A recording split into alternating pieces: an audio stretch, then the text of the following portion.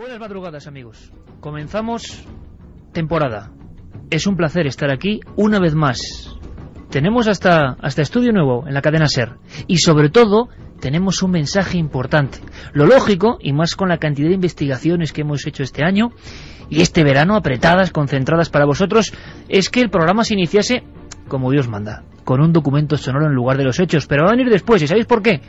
Porque acabo de recibir un mensaje un poco enigmático que dice algo así, como diría el maestro Antonio José: atención, atención, amigos de Milenio 3, todos, sobre todo los amigos de Madrid, porque el próximo día 19, dentro de 2 sábados, Noche en Blanco, programa de Milenio 3 en vivo, con público, o sea, con vosotros, si lo deseáis, si queréis, si os apetece estar con nosotros una noche inolvidable, homenaje a Madrid y a vosotros.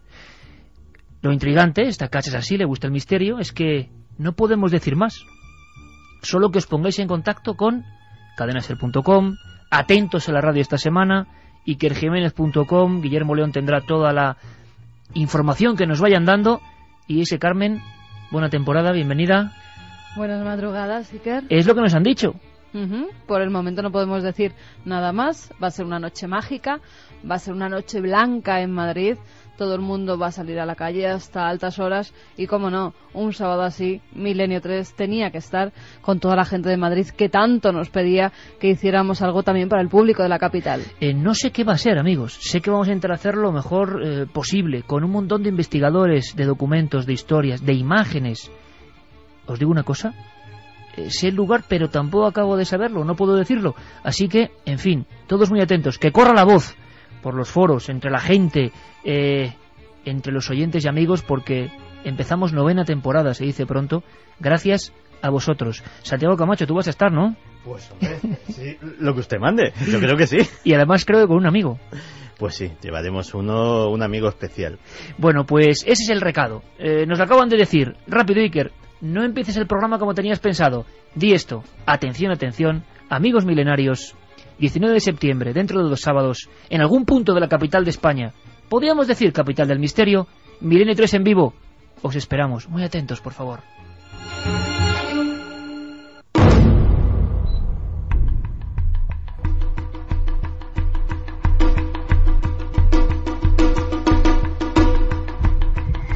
¿Hay algo que nos quieras contar desde el otro lado? Manda un SMS al 7640. Escribe la palabra milenio, espacio, y lo que nos quieras contar. Comentaristas de Milenio 3. Siempre al otro lado.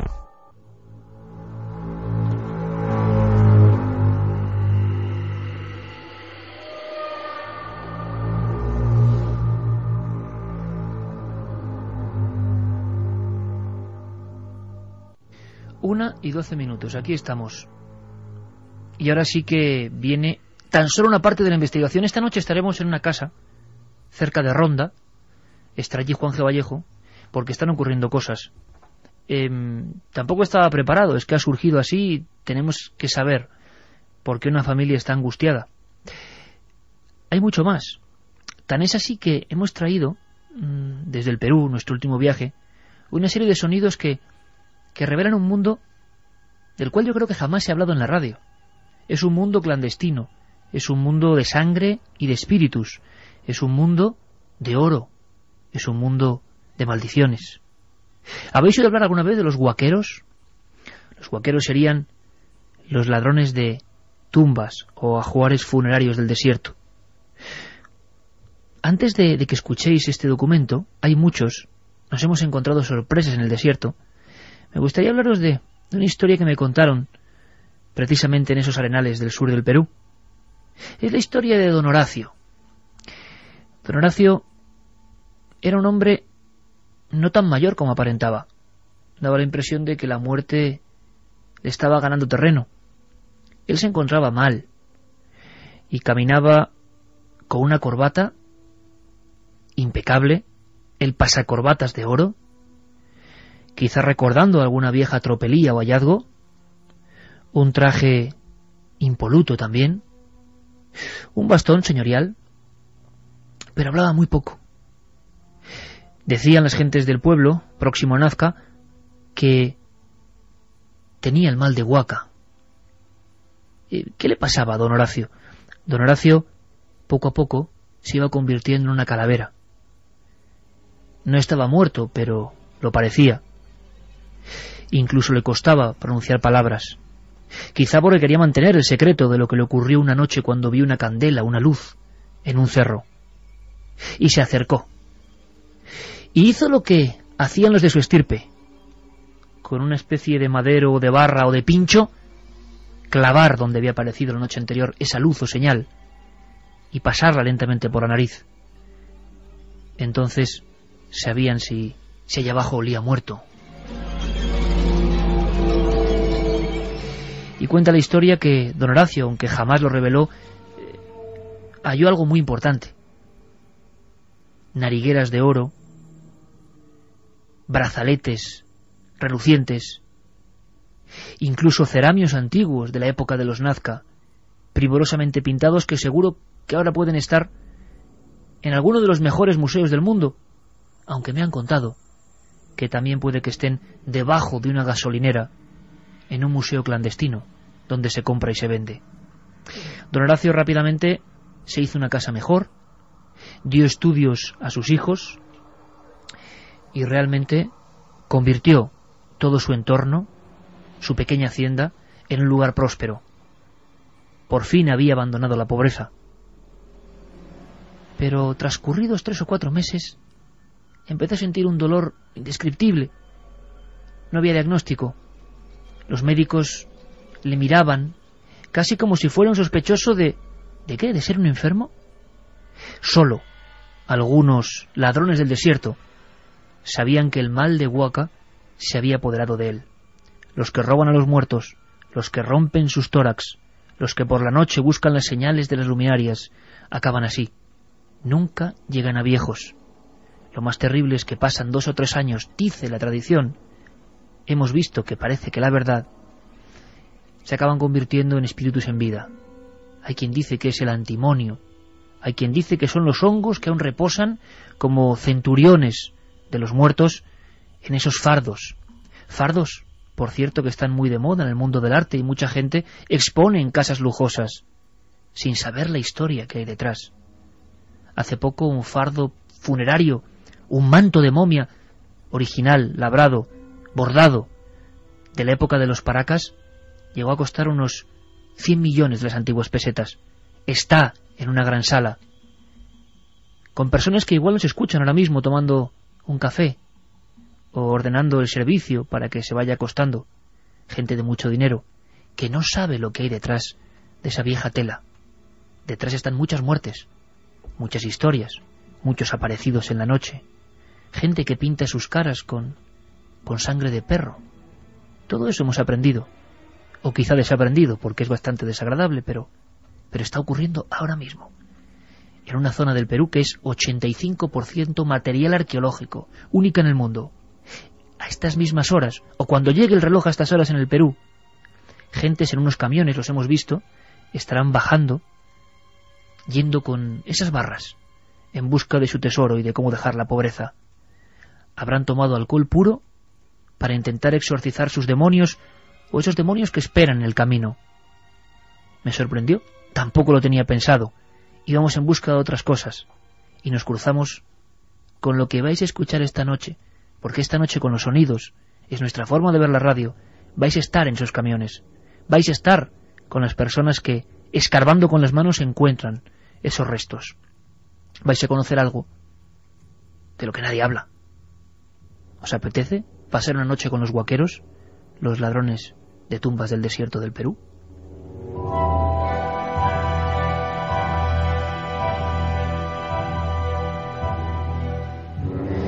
Sirva esto como adelanto. Estábamos en un lugar llamado Estaquería. Estaquería está a 1 hora camino adentro de la población de Nazca. Cuando íbamos en el helicóptero, porque estábamos rodando las célebres figuras de Nazca, el llamado Cerro de los Astronautas, que creo que se filma por vez primera, nos encontramos con algo extraño. De pronto el desierto del Perú grisáceo y ya con demasiado viento en las hélices, parecía la luna. A nuestro lado iba un hombre con un revólver en el cinto, el último Indiana Jones, Giuseppe Orefici, el arqueólogo italiano que lleva 25 años en las mayores excavaciones de América.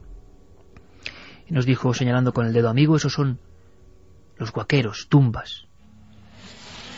¿Miles de tumbas? Aterrizamos. Y esto es lo que nos encontramos.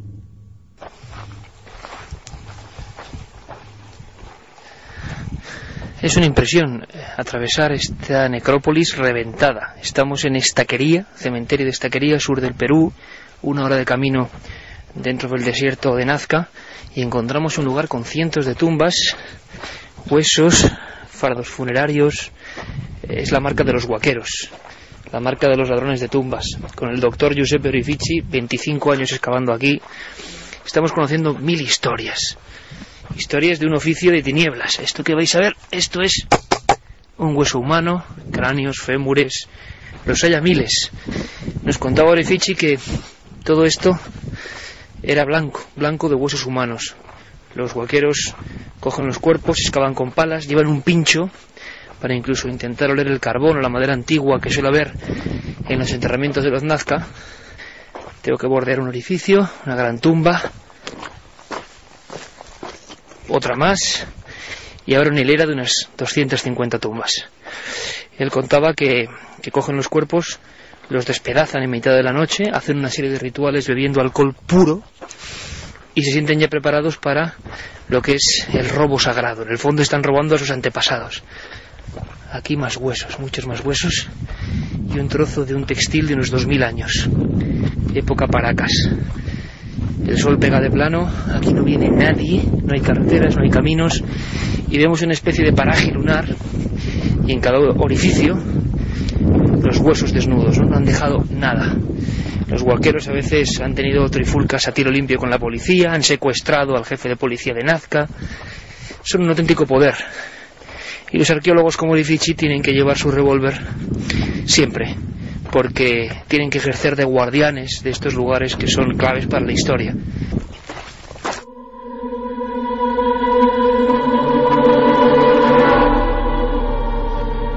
Me comunican mis compañeros Fermín Agustí y Carlos Largo, junto a Yeray Martínez, como no, bienvenido compañero, 9ª temporada, se dice pronto, que hagamos otro aviso. Esto es una noche de misterio, es un aviso.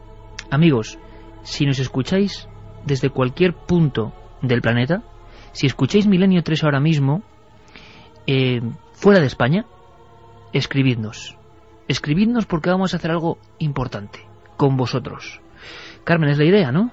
Sí, además, fíjate, ya nos están escribiendo. Hemos recibido mensajes desde Chile, desde Argentina, ya, donde ya nos felicitan por la nueva temporada, nos están escuchando en directo. Nos están diciendo, por ejemplo, que lo están oyendo con su hija desde su PC. También 9ª temporada, qué impresionante. Saludos desde el lejano y austral Chile. La nave del misterio sale a volar nuevamente. Sebastián Muñoz nos lo decía. Esa es la idea, Sebastián. Todos los que escuchéis ahora Milenio o a través del podcast, pero hacérnoslo saber, por favor. Hay 2 vías de contacto, las repetimos muy claras, para entrar hoy en contacto con nosotros, pero para decirnos, soy, por ejemplo, Sebastián, os escribo porque os oigo desde Chile. Va a ser muy importante esta temporada. 2 vías de contacto. En la web de la cadena SER, www.cadenaser.com, pueden publicar sus mensajes. Vamos a ir aprobándolos en directo para que además todo el mundo los pueda leer. Y también nuestra vía de contacto a través del mail Iker milenio3 con número @cadenaser.com, y la más directa para la gente que nos escucha desde España, desde nuestro país, 7640, palabra clave milenio, espacio y lo que queráis poner, vuestros mensajes. En este viaje estábamos muy asombrados, por ejemplo, de historias como lo de este hombre, Giuseppe Orefici, barba blanca, anteojos, chaleco, 25 años en un lugar que es, como él decía, terrible y hostil. Él lo decía. Nos contó cosas tan de película como la siguiente. En Nazca hay que pagar para que la policía acuda a una distancia larga o peligrosa, por lo menos pagar, entre comillas, el combustible. Esa noche había sombras en las excavaciones de Giuseppe Orefici. Estaba solo. Por mucho que uno lleve un revólver, es difícil salir ahí. Decidí llamar a la policía. Pasó mucho tiempo. A la mañana siguiente llega el coche patrulla. Empiezan a examinar esas momias descabezadas, esas decapitaciones en mitad de la noche, esos robos. Cuando le preguntan datos a Giuseppe, el arqueólogo, se fija en una cosa. Las huellas que habían dejado los guaqueros, ladrones, eran exactamente iguales que las del policía. Y tantas cosas que nosotros íbamos grabando y escuchando casi sin creernos, hasta que nos dimos cuenta de que era posible, ¿verdad, Carmen?, encontrarse en vivo con una momia.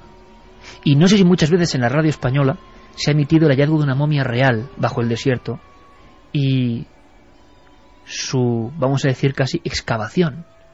Estaba Alberto Urbano, del INC, Instituto Nacional de Cultura de Perú, hablándonos de un desierto tenebroso como es el de Chauchilla, donde hay muchas momias, de las que hemos hablado en alguna ocasión, desde hace 2000 años mirando al cielo, todavía con pelo, con algunos fardos.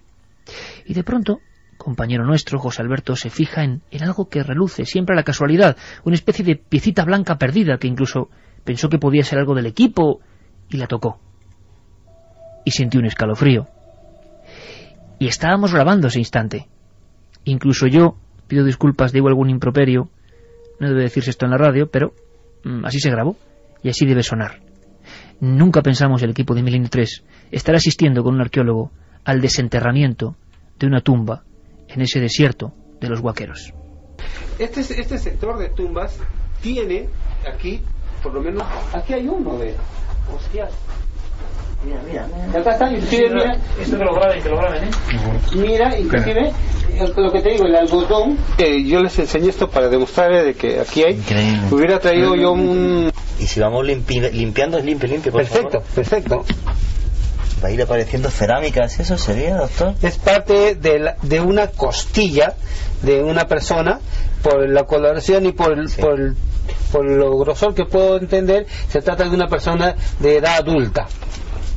Aquí, que nos permite visualizar de alguna manera el que aún contiene el tejido de la persona. Mira cómo vamos un poco visualizando la otra sección de la costilla. Perfecto. Entiendo que esta es la columna vertebral, la parte de la columna vertebral, y aquí se va observando la parte de la costilla de la persona. Madre mía. Hagamos un poco más la limpieza. Permítame. Entonces vamos visualizando. Este es el húmero y el radio. Húmero, cúbito y radio. Estamos hablando del miembro, del brazo y del antebrazo de la persona. Y esta parte del algodón, que si pueden visualizarlo, nos está indicando claramente el proceso de tratamiento o enfardelamiento del individuo. A ver, sigamos limpiando. Sí. Perfecto. Estaría en posición encogida ahí, el brazo. Perfecto. El patrón de enterramiento de los individuos de este Valle de las Trancas es básicamente en posición fetal o de cuclillas, así como esta tumba que, bueno, hemos tenido la casualidad de poder encontrarlo.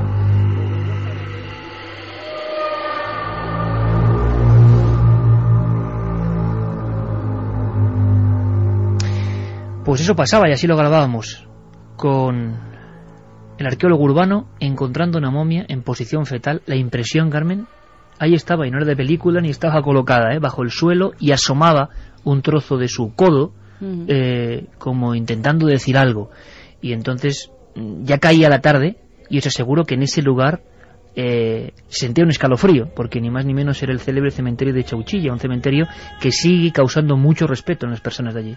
Además tuvimos la suerte de que no habían guaqueado precisamente esa zona y la momia se conservaba tal y como fue enterrada. Incluso nos decía el arqueólogo que tendrían que estar allí las vasijas, los textiles con los que fue enterrada esa momia.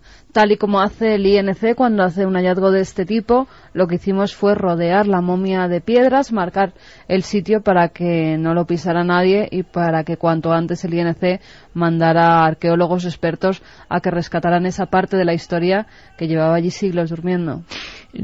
Nos contaba el arqueólogo Orefici en la zona de Cahuachi, que es un templo extraño. Yo era uno de mis sueños verlo, una especie de ciudad de barro en mitad del desierto donde señalan las líneas de Nazca. Casi nada. Pues por ahí andábamos y mucho más adentro. Y nos hablaba de la creencia en una figura que le llaman la Vieja, que los huaqueros creen en ella, que se aparece en las tumbas. Hay un concepto curioso, ¿no? Imaginaos gente extremadamente pobre, muy pobre, que apenas tiene para vivir, pero algunos deciden dar ese salto tremendo. Es, siendo un pueblo muy religioso, ir por la noche, siempre por la noche, a robar a los muertos, a quitarles las costillas, a ver qué hay de oro o qué hay de estos fardos tan valiosos hoy en día. Se puede consultar en cualquier sala de subastas internacional qué precios alcanzan estos ajuares funerarios. No deja de ser un poco siniestro, no sé qué opináis, amigos. Pero empezamos a enterarnos en ese desierto durante varias noches de muchas historias que me parecían de una novela. Otro de esos compañeros del desierto, que conoce a muchos huaqueros, nos hablaba de algo que tiene que ver con lo que muchos ufólogos o especialistas del misterio han llamado luces populares. Hemos escuchado en España historias de luminarias que señalaban tesoros, por ejemplo en Extremadura. Esa creencia. Es curioso cómo 12.000 kilómetros se reproduce exactamente igual. Pero es que hoy, septiembre, día 5, ya 6, 2009, hay gente que está mirando los cerros para ver la luminaria y acudir exactamente ahí. Esto nos contaban. Las candelas y las luces señalan siempre el camino correcto. ¿Qué será? Una quebrada que yo vivo a 150 kilómetros de Lima. Sí, sí. Hay una quebrada así, casi parecida como esta, pero los cerros son más grandes. Y que resulta que había unos campos así desérticos, y cuando en las noches, en junio, y se veían candela. De la nada, Sí. veían candela. Entonces decía, pero ¿quién está quemando? Si no hay nadie vive. Es el fósforo de los muertos, ¿no? Y se quemaba, y había una candela, y entonces como ellos ya sabían, iban al lugar y hacían una señal. Sí, sí. Y al día siguiente, eso lo veían de noche, y de día iban, lo excavaban, pero no sabían, pues que excavando encontraban, por decir, unos cajones de cuero llenos de oro, o cántaros llenos de oro, y ese antimonio los mataba.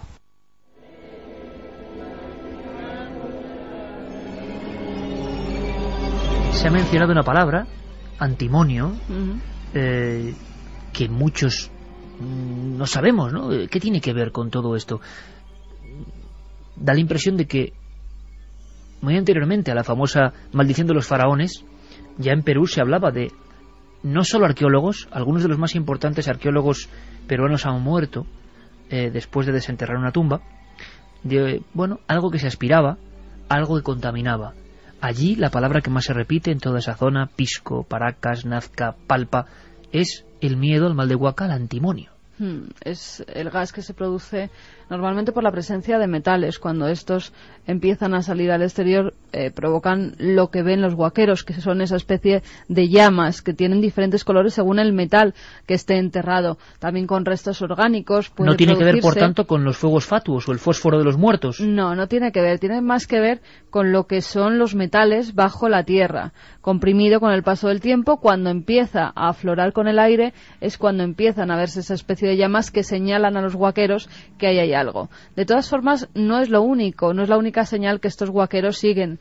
Ellos de día, para que la gente no sepa qué están buscando, aunque allí ya sabe todo el mundo quién son los huaqueros, se conocen dentro de las culturas, dentro de la sociedad, dentro de un pueblo, todo el mundo conoce quién es un huaquero y quién sufre del mal de Huaca.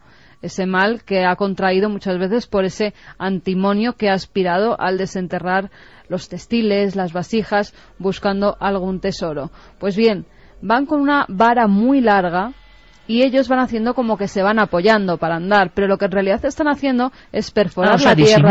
Van disimulando para marcar el lugar para la noche. Ellos van perforando el suelo y en el momento que esa vara se hunde o da con algo que cruje, saben que han encontrado una tumba. Y que no hay solo una tumba, sino que alrededor suele haber muchísimas más. Y parece que familias enteras, en ocasiones, no organizaciones mafiosas, sino familias enteras, del abuelo a los nietos, se dedican a esto. Sí, dejan además, después de encontrar esa tumba, como bien decías, para ir por la noche, dejan una especie de señal Ellos identifican esa señal, van por la noche con potentes luces, incluso con excavadoras, nos hablaban los arqueólogos, para desenterrar todo lo que allí se encuentre. Nos hablaban de esa señal en vivo, en la carretera, junto a las tumbas, en un desvío de la Panamericana, porque esas señales es que se pueden ver. Y ahí en esa pampa dice hay X, y una pampa bien grande. No, coño, pero sí, y sí, me sí, dice, conozco la zona. y me dice, hay unas X, maestro, grandazas. Y una de esas, un tío se ha ido a escarbar ahí, pero con burro, con todo subido, porque no hay pista para Los arriba. dos testigos se encuentran ahí. Encontramos, dice, 2 baúles llenecitos de oro. O sea que lo más De peligroso cuero, sería de cuero. el tejido, sobre el oro por un lado, pero el tejido por otro. No, el antimonio. Más es el antimonio, dicen. El antimonio, el oro tiene antimonio cuando está enterrado ahí. Es un gas, ¿no es Crea esto? antimonio. Claro. Y los arqueólogos cuando no tenían máscaras, en la época de Tello y tal, ¡pum! Alguno. Sí, hombre, la Perkilus Níger se descubrió Sí. en el enterramiento de un rey en Polonia, en Bulgaria, pues murieron 6. El antimonio Sí, mata, ¿no? creo que Cuando entraron se a- abrían los fardos en Pueblo Viejo y para el desenfardelamiento se hacía como una semana también. ¿Qué es lo que has visto, tío, Marcos, cuando vienes por aquí? Pues una mata de cabello humano. Impresionante. ¿Dónde? Pues ahí entre las tumbas. Algo que asomaba entre la arena y era una matita de pelo humano.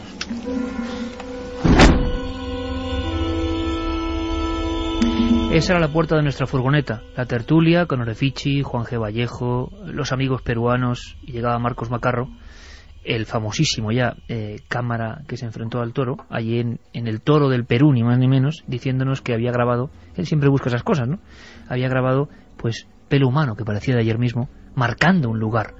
Posiblemente, quizá ese pelo no estaba exactamente ahí, sino podía ser una marca de algo. Pero sí encontramos muchísimas cosas, y una de ellas, de lo más terrible, es conocer la reunión anterior a salir a huaquear. Se habla del cañazo. ¿Qué es el cañazo? Quizá muchos amigos de Perú que nos escuchan lo sepan.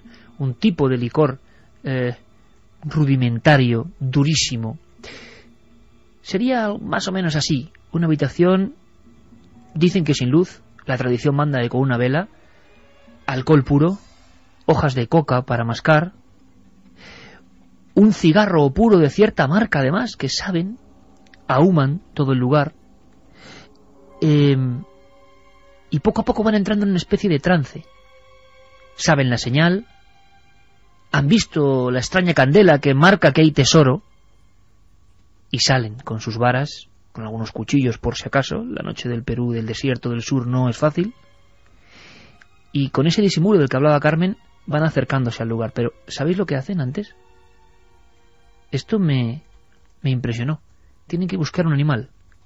Y no puede ser cualquier animal. Y está pasando ahora mismo. Es un mundo prohibido que estamos revelando. Los huaqueros buscan un perro negro.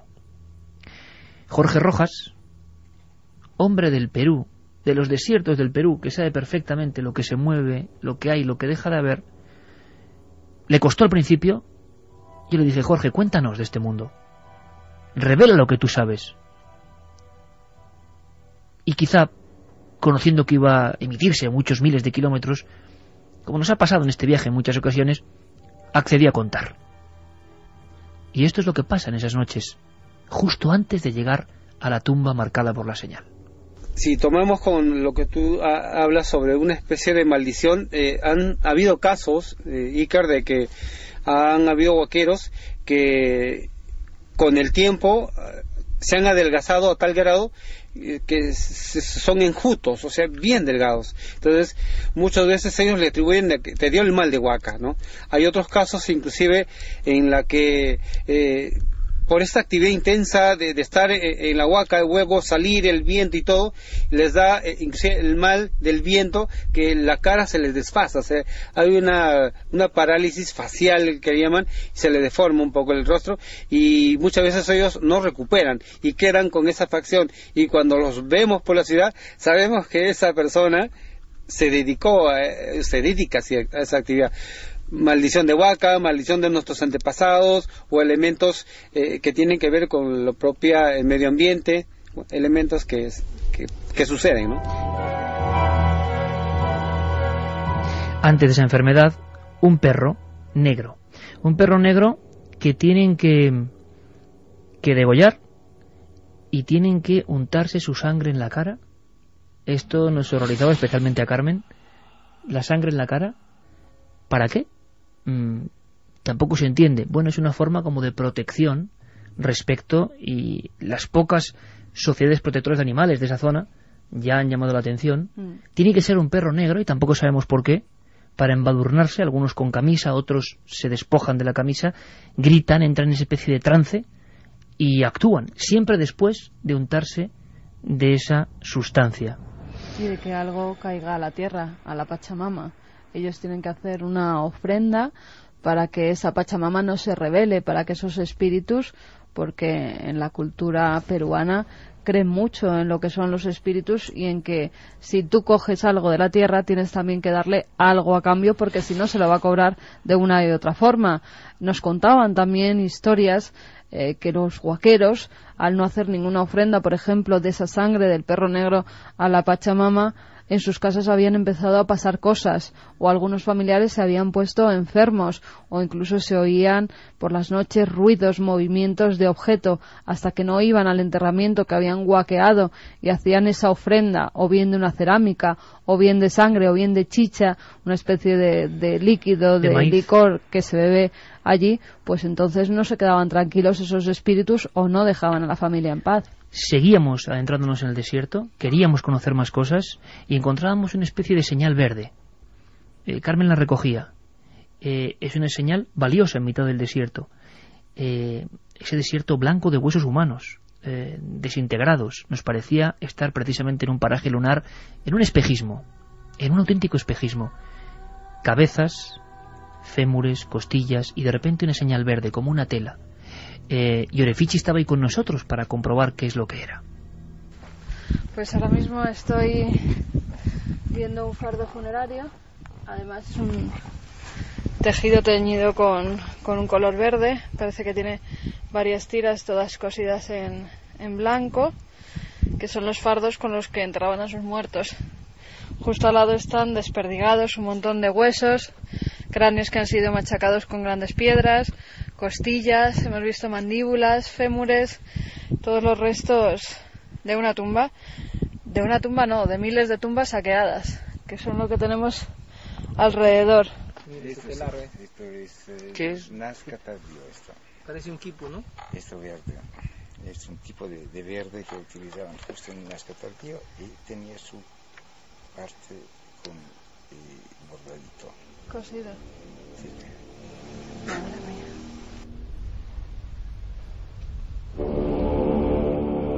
De pronto, con otro de los arqueólogos encontramos otro de esos bordados, tiramos un poco, y era el cuerpo partido de un niño, con los brazos, con una especie de traje, decapitado.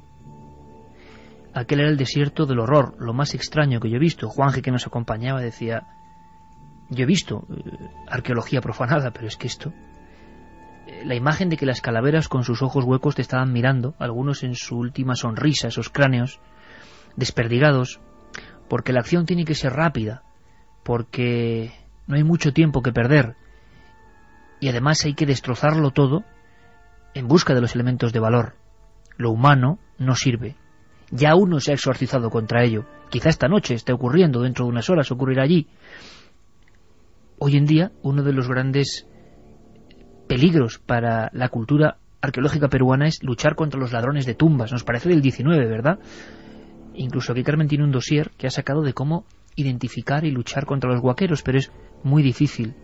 Hoy en día, de cada 3 piezas que se extraen, 2 no van a la línea oficial, a los museos, sino que se ocultan en otros recintos clandestinos, donde los huaqueros lo que suelen hacer rápidamente es fundir el oro. ¿Os imagináis? Oro de hace 2000 años, como ha ocurrido con la llamada diosa de los báculos en la zona norte. Cosas prodigiosas, como iba a ocurrir con el llamado Tutankamón de América. Simplemente, para no dejar huellas, lo funden con métodos rudimentarios y acuden a las joyerías con esos lingotes extraídos de lo más antiguo de sus antepasados para cobrar dinero, no mucho. Y rápidamente la mayoría de los huaqueros, es lo que nos han comentado, dedicarse de nuevo a gastarlo en cañazo, en alcohol, como un círculo vicioso que nunca para. Ha habido muchos muertos ya entre arqueólogos asesinatos, sacrificios entre huaqueros y personas del orden y policías. Secuestraron al jefe de policía de Nazca, y no solo eso, sino que ya algunos, nos comentaban, han pasado del sacrificio del perro negro a, en ciertos tesoros, dejar otro tipo de sacrificio, un sacrificio humano, matar a alguien antes de, como ofrenda a la tierra, antes de empezar a excavar. Y el problema además, Iker, es que esta gente casi no se beneficia, venden esas reliquias, esos tesoros por muy pocos soles, y los que de verdad se benefician son los intermediarios, aquella gente que tiene las manos limpias, que no se dedica a huaquear, que no está cerca del antimonio en ningún caso, pero que pone en contacto a esos grandes compradores de arte, a incluso pues coleccionistas que quieren una pieza en concreto que se han robado de museos, ya no huaqueando, sino que esos intermediarios contratan a gente para que piezas únicas de oro o textiles las roben de verdaderos centros donde en teoría tenían que estar seguras, como eran museos. Porque muchos museos, que eso no ocurre tanto en Europa, ves una etiquetita, no hay pieza y pone robado, y no hace mucho tiempo. Pero Orefici, ya llegando a las excavaciones, ya tarde, se sinceraba, es un hombre ultracientífico, pero tenía que confesarnos varias cosas que le habían ocurrido. Por ejemplo, aquella noche, en la zona de Pisco, donde encontraron extrañas momias sin cabeza. Y dijo, bueno, vamos a dormir en las tumbas. Voy a contratar a 2 personas para dormir dentro de las tumbas, para vigilarlas. Este es el fin de la historia. Aquí sí, entonces... El sistema del palo con pincho, decíamos, ¿no? Sí. Era una barreta de fierro de este tamaño con su... Incluso decíamos con olores, ¿no? Giuseppe, nos contabas, oliendo a ver si había carbón, también, ¿no? Porque si hay ceniza, lo olían, se olía muerto, cosas así. Y ahí al frente estaban trabajando, entonces había un problema de unas tumbas que estaban excavando, y digo, señores, tenemos un problema, tenemos 4 tumbas abiertas, en una duermo yo, en una duerme usted, en una duerme usted, le pago no sé cómo día. Después, uno de los 4, no todos, uno de los 4 obreros le vino un golpe y se murió. El año después no encontraba a nadie que quería trabajar conmigo, porque el otro se había muerto por el mal de Huaca.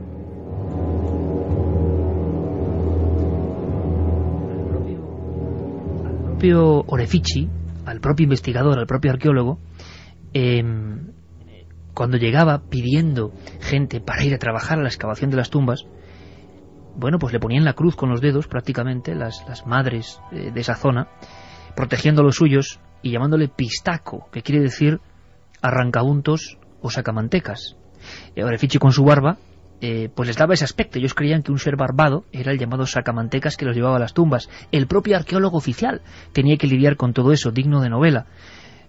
Como decía, revólver al cinto por si acaso, historias increíbles, vigilando él solo y pagando de su dinero tumbas y tumbas, hasta que empezó a darse cuenta de que, caramba, le iba sacando los cuerpos, imaginaos esto, por favor, en un cuartucho, pero en un cuartucho levantado con latones. Así trabajan los arqueólogos en el Perú, sacando las momias, muchas veces de noche porque con el sol es imposible, y poco a poco desenfardelando o quitando la ropa para catalogarla.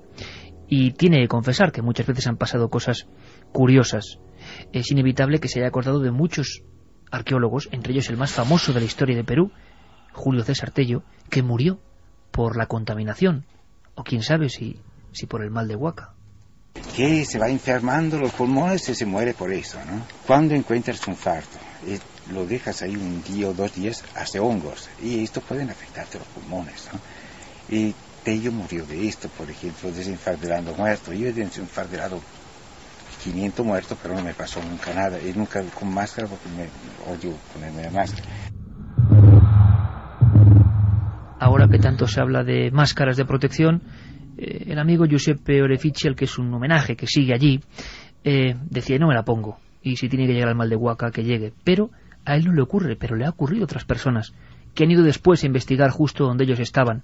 En el Perú se cree en esos espectros, en esas figuras que han quedado entre la vida y la muerte y que guardan una tumba violentada.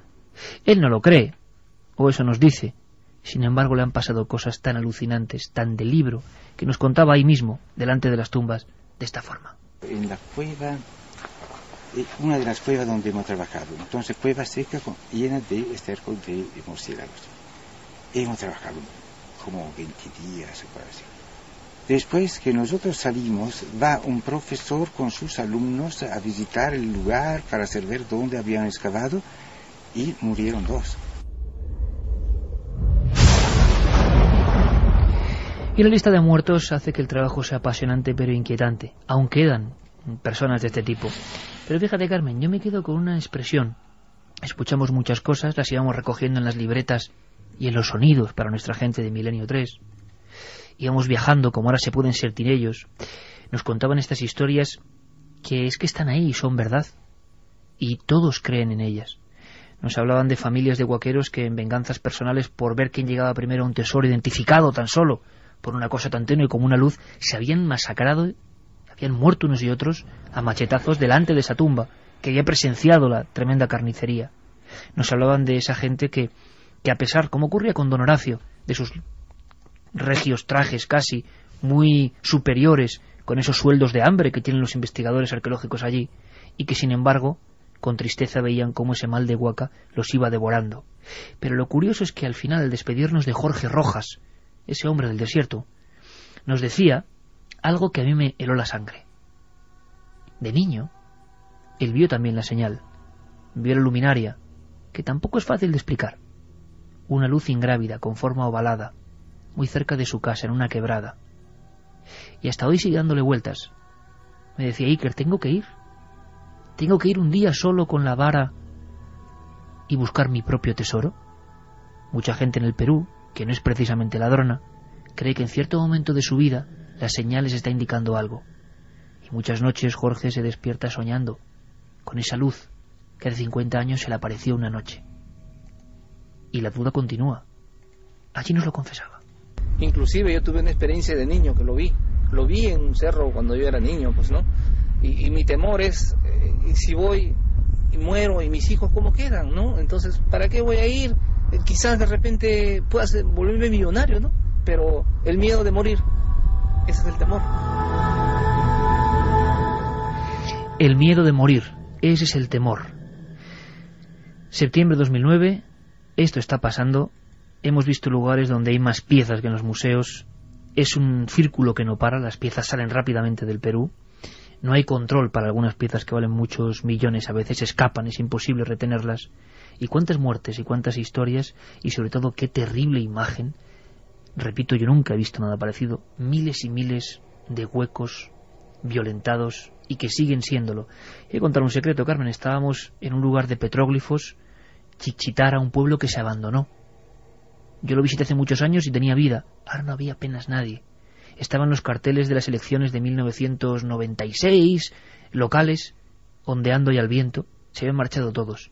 Estábamos subidos en unas rocas y allí pasaban unos extraños camiones, ¿verdad?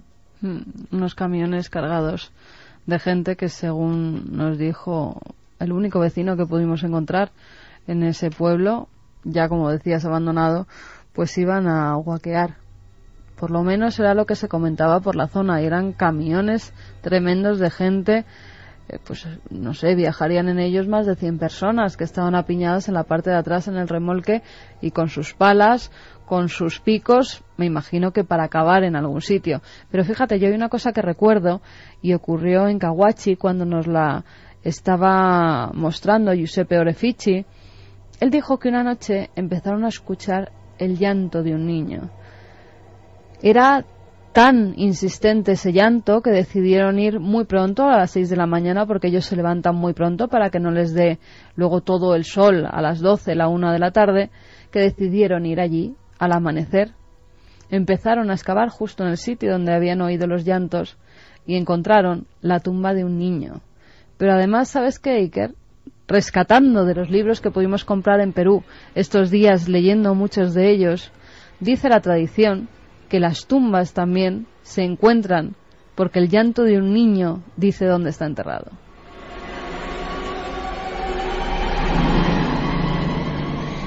Hay una cosa sumamente importante, y es que el llanto de un niño tiene conexión inmediata con la siguiente historia. Quiero que tengamos rápidamente contacto, por lo menos para que nos diga dónde está, cómo, y en la segunda hora os invitamos a otra investigación en vivo, dentro de un hogar Juanje lleva ya un tiempo haciendo una serie de pruebas. Le vamos a pedir aquí, entre todos, y podéis hacerlo vosotros, que haga ciertas cosas, porque ha llevado un equipo, creo que interesante, porque, y esto no está preparado en concreto, esta historia que se saca a Carmen de la Faltriquera, como suele hacer, y que nos deja impresionados, resulta que es que el llanto de un niño es el protagonista de la siguiente historia. Cerca de Ronda. Vamos a acudir, ahora llamaremos a Juanje Vallejo. Así son las historias, y así las contamos porque están pasando. Yo sé que Urbano, Orefici, Rojas, tantos amigos nos lo perdonarán, ¿verdad? En el buen sentido. Sabían que lo íbamos a contar. En el fondo revelamos un mundo absolutamente oculto, que no sé qué le habrá parecido a nuestros amigos de cadenaser.com, que pueden dejar ahí sus comunicaciones, o 7640, palabra clave, milenio. Importante, ya lo sabéis, chicos y chicas, si os incorporáis ahora, 19, sábado, en Madrid, en vivo, muy atentos. Y si escucháis de fuera de nuestro país, escribidnos, pero ya, ¿qué pasa? Nos está escribiendo muchísima gente, tanto de nuestro país como de fuera. Por ejemplo, Lorena y Francis, españoles que están viviendo en Santa Fe, en Nuevo México. Nos dice que allí eran las 5:30 de la tarde cuando ha llegado el mensaje, que tienen tormenta con rayos y truenos, el clima ideal para empezar a escuchar la 9ª temporada, que son fieles seguidores de Milenio 3 y de Cuarto Milenio, y que como siempre nos escuchan online. Y están estudiando cinematografía, así que si necesitamos tema algo, cinematográfico, pues ellos se ofrecen a cualquier cosa que pase por allí. Pues mira, les llamaremos. También nos dicen: felicidades Iker y Carmen por la nueva temporada. Soy Leonardo Marín y les escucho desde Temuco, en Chile. Excelente programa y qué bueno que hablen de temas tan interesantes y tan cercanos a nosotros. Oye, qué comunidad hay en Chile de seguidores por internet, es increíble. A propósito del tema que están tratando, acá en el sur de Chile se cuenta la leyenda de los entierros, los cuales son ollas llenas de monedas de oro enterradas por antepasados y que en ciertas noches algún caminante puede ver alguna señal. Pueden ser luces o fuego. Anchimayen le llaman en la cultura mapuche. Eso me lo han contado bien en el sur de Argentina, el Anchimayen. Sí, señor, un niño que llora. Pero dicen que quien logre encontrarlo y desenterrarlo queda inmediatamente maldito. Caramba, qué historia, el Anchimayen. Me lo contaban a mí en Córdoba, no en el sur, perdón, en el norte de Argentina. Pues también llamaremos a este amigo chileno para que nos cuente él con sus palabras cómo son esos misterios de su tierra. Hola, la nave del misterio, me alegro mucho que hayan vuelto. Soy un oyente desde la primera temporada y es la primera vez que les escribo. Dice que está en su taxi en Santa Cruz de Tenerife y que somos la mejor compañía. 2 meses son muchos sábados sin la nave del misterio, que gracias por volver. También Sonia, que nos escucha desde Bélgica en directo por internet. Un saludo a todo el equipo. Desde Bélgica. Fermín Agustí, que será uno de los coordinadores de esta nueva historia. Vais a ser protagonistas si escucháis, si vivís desde fuera de España. Importantísimo. Y vamos a ir haciendo un listado simplemente, Carmen, de toda la gente que está escribiendo desde fuera. Me encanta porque vamos a aprender mucho con ellos. Me dicen que tenemos conexión con Juanje Vallejo. En fin, la historia tremebunda como pocas. Juanje Vallejo está en algún punto cerca de la serranía de Ronda. 1:57 ahora mismo. Juanje, buenas noches. Hola, buenas noches, Iker, ¿cómo estás? Pues nos llega el sonido muy bien, cosa que me alegra, porque estás... defínemelo con 3 pinceladas, por favor, y a la vuelta analizamos todo. Una casa, nos llaman por algo, ¿no? Sí, pues es una casa en la localidad de Arriate, muy cercana a Ronda, en la que desde hace unos 10 años que la casa se reconstruye, pues empiezan a suceder todo tipo de fenómenos anómalos. No solamente el hecho de ruidos extraños, o golpes, o pasos, sino que, bueno, por ejemplo, cuando la casa se reforma, ya encuentran aquí restos de haber hecho rituales gente del pueblo, hay apariciones de sombras, hay una noche incluso en la que los platos y los vasos que están en la cocina salen despedidos, por lo cual los dueños tienen que llamar a la Guardia Civil. O sea, un pequeño infierno hecho realidad en esta casa que muchas veces atormenta a la gente que está aquí. Me has contado una cosa que sí que me sorprende, Juanje. Hemos oído muchas historias, pero que estas personas llegan a vivir a un lugar y encuentran restos de haber hecho ouija o espiritismo en la casa que van a alquilar. Luego te puedo pasar el teléfono con Mónica, que es la testigo, que te lo puede contar directamente, que es la dueña de la casa, es uno de los familiares que es dueño de la casa, y te contará exactamente qué tipo de restos pues encontró ella y te los puede describir de primera mano. Juanje, sí, dime. Lo curioso es que justo en ese lugar donde aparecen los restos de la Ouija y de esas invocaciones, a nadie sabe qué, donde su hermana tiene el infortunio de poder encontrarse con unas sombras extrañas que la atormentan durante algún año. Bueno, lo vas a contar todo y además lo bueno es que vas a poder deambular por este lugar y hacer ciertas pruebas, y queremos que sea eso, una investigación en vivo. Nos colamos, ¿no?, en esa introspección en una casa donde ahora mismo nos pedían pues cierta ayuda, o por lo menos que estuviésemos ahí. Y va a ocurrir después de las noticias, por supuesto. Tenemos tema caliente, Santi, después los guaqueros, ni más ni menos, que nos parece imposible en Europa, aunque hubo casos, y ahora esta casa. Habrá que pensar qué puede hacer Juanje, qué se nos ocurre, Santi, para que Juanje bueno, pues indague y podamos casi escucharlo. Pues vamos a ver si echamos mano de ese equipo que se ha llevado y se nos ocurre algún buen experimento. Vamos a ello, chicos. Yo creo que merece la pena estar muy atentos y seguimos recibiendo vuestras comunicaciones. Claro que sí, investigación en vivo a la vuelta en Milenio. En Madrid, programa en vivo, y iremos dando la información tanto en la cadena SER, a diferentes horas de la programación, como cadenaser.com, eikerjimenez.com, y ya estará, imagino, esta información rodando también por ese mundo del ciberespacio. Haremos un programa en vivo. Me han dicho que el aforo puede ser limitado, que será limitado. Habrá que agenciarse gratuitamente, por supuesto, de algún tipo de entrada o de dispositivo, pero nos irán informando a nosotros mismos durante esta semana. Y al mismo tiempo estoy viendo Croacia, Noruega, toda América, en fin, sitios de lo más dispares. Están escribiendo gente que van a ser parte importante del programa. Bélgica, Australia, Nueva York, Tokio. Es que tenemos repartidos muchos milenarios por el mundo y seguro que van a tener que contarnos durante esta 9ª temporada muchísimas cosas.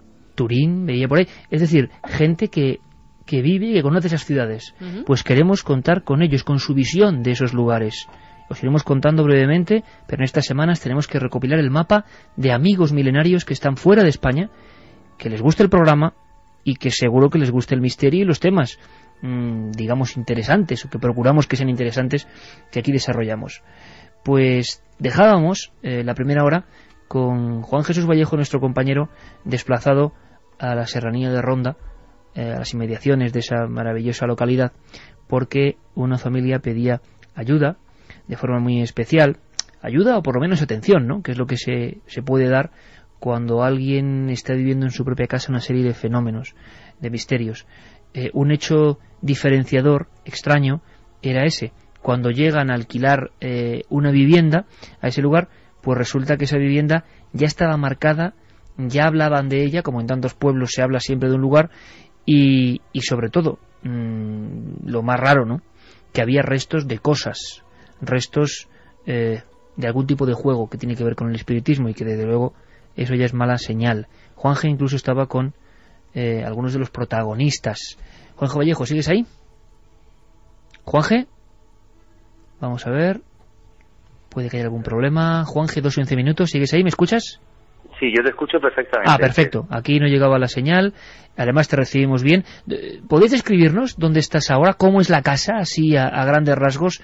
Hablamos de una casa antigua, de una casa ya reformada, comentabas, moderna. Sí, pues es una casa que puede tener en torno a los 80 años, una casa de campo en las afueras de Arriate, muy cerca de Ronda. Ha sonado un teléfono de repente. Ha sonado un teléfono, que es el teléfono fijo, para que Mónica, la dueña de la casa, pueda también comentar las experiencias que ha tenido como testigo, y yo estoy enganchado, conectado al teléfono móvil. Entonces ahora mismo estoy en el salón, estoy con la familia, con el equipo de rodaje de Cuarto Milenio, que llevamos aquí 2 noches ya pues haciendo pruebas psicofónicas y toda una serie de experiencias. Y bueno, pues estaríamos sentados en el salón de esta casa tan antigua, reformada, como te comentaba, en las afueras del campo. Una casa que, como te dije, al estar mucho tiempo abandonada, ya que Mónica y su familia vinieron de Francia a volver a habitarla hace unos 10 años, pues al parecer gente del pueblo o de las afueras del pueblo, porque no se sabe, pues hicieron rituales en la Ouija y dejaron restos de esa actividad aquí en la casa. De todas formas, ya te digo, fue a raíz de vivir aquí cuando empezaron los fenómenos que no han cesado hasta el día de hoy. Y tenías cerca entonces a Mónica, me comentabas. Mónica está ya puesta en el teléfono fijo y si queréis podéis hablar con ella. Mónica, buenas noches. Buenas noches, Iker. Hola, ¿cómo estás? Gracias por atendernos, gracias por permitir que el equipo esté ahí con vosotros de cara a una investigación. Oye, ¿qué es lo que os encontráis cuando llegáis a ese que va a ser vuestro nuevo hogar? Bueno, pues nosotros cuando vinimos aquí pensábamos que era una casa común, pero luego pues resulta cuando llegamos nos encontramos lo primero en el suelo de la vivienda, en una habitación, había como un pentagrama pintado en el suelo con unas velas y una ouija de cartón, y bueno, nos entró un poco de miedo, pero sin más. Pero luego resulta que cuando pasaban las noches empezábamos a escuchar pues ruidos como golpes, pasos, voces, y bueno, cada noche era peor. Una cosa, Mónica, para ir paso a paso, porque creo que el testimonio es interesantísimo. Claro, cuando uno se encuentra eso, en el lugar donde va a vivir, ya le llama la atención. ¿Qué hicisteis con todo eso? ¿Lo borrasteis, lo rompisteis, lo guardasteis? Lo tiramos lo más lejos que pudimos, la verdad, y lo borramos todo.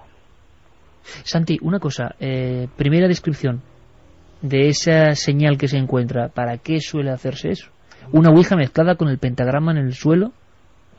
Habría que ver el tipo de pentáculo del que estamos hablando.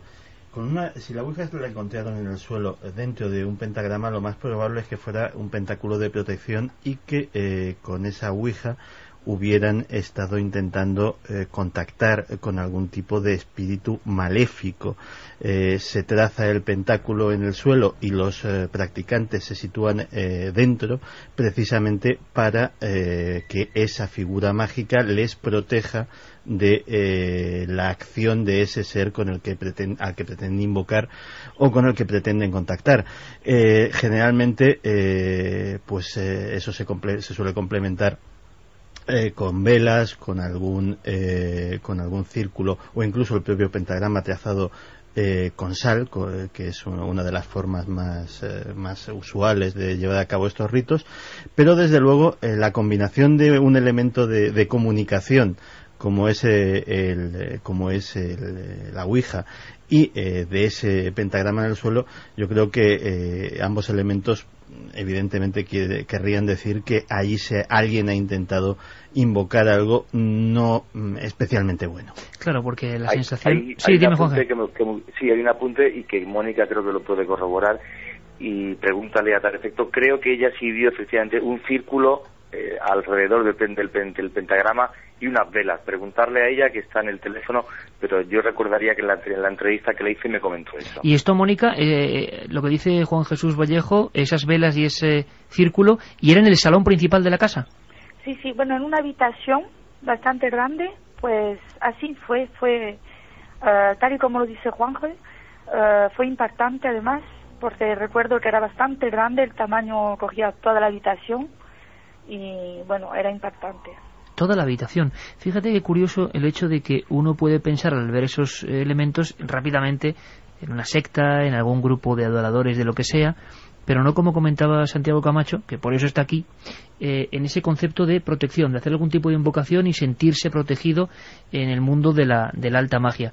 La primera noche, ¿cómo es, Mónica? ¿Ya os sentís extraños, quizá por la sugestión de haber visto eso, o ya escucháis o notáis algo concreto esa primera noche?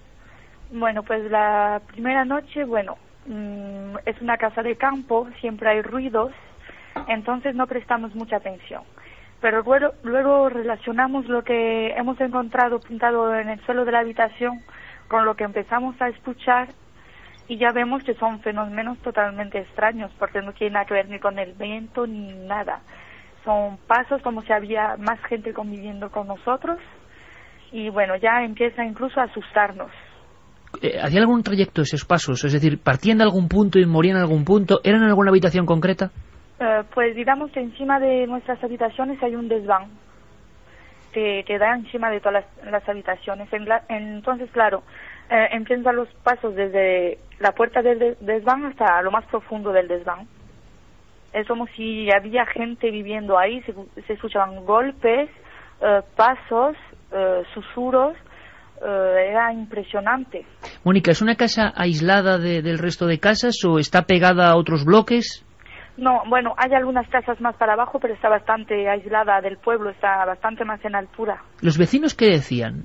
¿Os habían hablado de esa casa en algún aspecto particular o preguntasteis entre las personas si había algún problema? Porque imagino que lo primero es pensar en algún tipo de alimaña, ratas o algo, ¿no? Nosotros, bueno, cuando llegamos se ve que aquí se había metido mucha gente, así que se ve que ha pasado por aquí mucha gente, porque teniendo en cuenta de que estaba abandonada, después de que mis abuelos fallecieron, pues cualquiera se ha podido meter adentro para hacer cualquier ritual o cualquier cosa. Y bueno, la gente no sabía qué decirnos tampoco, porque como esa casa para ellos estaba como abandonada, no pensaban nunca que nadie iba a volver. O sea que es una casa que transcurre un tiempo grande, se abandona, la típica casa donde mucha gente, pues por el aspecto, por lo que sea, empieza a hacer cosas muchas veces en plan de diversión, sin ningún conocimiento. Ahora eso del pentáculo tan grande como una habitación nos llama poderosamente la atención. Sí, y otra cosa, que si Juan G. no nos ha informado mal antes, hicieron reformas. Sabemos que siempre que hay reformas en las casas parece que algo se mueve, parece que algo que ha estado allí empieza a recobrar vida, y muchas veces es cuando comienzan a escucharse los ruidos, a verse sombras, una serie de fenómenos que son típicos de esas casas presuntamente encantadas. ¿Cuál es la primera noche? ¿Cuándo ocurre, Mónica? Cuando ya de verdad os ponéis nerviosos, imagino que subís ese desván, examináis todo y veis que no hay absolutamente nada. Sí, así fue, subimos y no había nada, todo normal, tal y como lo dejamos, y bueno, ya luego pasa el tiempo y bueno, no hemos vuelto a subir hasta esta misma noche. ¿Hasta esta misma noche no habéis estado en esa zona? ¿Y no. ¿Qué has sentido? Angustia. ¿Por qué? Yo diría que angustia porque ver de dónde provienen los ruidos y ahora tener yo que subir de donde vienen me ha impactado un poco. Juanje y Mónica, que seguimos en contacto y nos lo está contando fenomenalmente y se lo agradecemos un montón. Sé que toda la audiencia, cientos de miles de amigos están ahora, en fin, pegados porque qué bien contado, con qué rotundidad, y es simplemente lo que ella y más personas están viviendo, ¿no? Han vivido. Juanje, ¿ese desván cómo es? Yo no sé si podemos hacer la experiencia de que tú subas a ese lugar. ¿Estás cerca de ese sitio? Puedo subir, estoy cerca, sí, estoy cerca. La casa, como te decía Mónica, obviamente al estar yo tanto tiempo en Francia, estaba semi-abandonada, su familia la reforma. Voy andando a la vez que hablo con vosotros y voy a abrir la puerta del desván. Espera un segundito, ya la estoy abriendo. Pues el desván es, bueno, esto que oís es la puerta del desván. Estoy empezando a subir, estoy la verdad que bastante a oscuras, voy subiendo por los escalones ahora mismo y estoy sintiendo pasos arriba y no sé si es que hay alguien o... perdón, ¿hay alguien ahí? Espera, qué susto me acabo de llevar. ¿Qué pasa, Juanje? Era Zeus que estaba detrás, que se estaba moviendo y yo estaba en total oscuridad y he escuchado unos pasos y te aseguro que me llevó un susto de muerte. Zeus es otra persona de la familia. Sí, era una persona de carne y hueso, sí, que lo escucharon por la radio, ha venido a intentar darle una luz al desván, pero te aseguro que me llevó un susto de muerte. Madre mía, no, y nosotros nos hemos quedado, vamos, esto... Claro, yo me he parado porque estaba en plena oscuridad y siento unos pasos y digo, madre mía, hemos intentado, bueno, ya estoy en el desván, lo puedo describir perfectamente. Cuenta. Como te comentaba, la parte de arriba de una casa de campo, con lo cual el techo es de madera, con vigas de madera que ya han sido reformadas y restauradas, con unas columnas en medio de ladrillo. Todo está restaurado, el suelo es de terraza y bueno, pues sirve de almacén para las cosas de casa. Pero como decía Mónica, desde hace un tiempo prácticamente no suben, jamás suben de noche, hasta que hoy y ayer por la noche estuvimos haciendo aquí experiencias para poder obtener psicofonías, y sí es cierto que el nerviosismo de Mónica pues era palpable. Porque no se obtuvieron psicofonías claras, hay un susurro que sí que me gustaría llevar al ordenador para ver si dice algo en concreto, pero sí se escucharon un par de pasos que la máquina captó, que el minidisc captó y que nosotros no.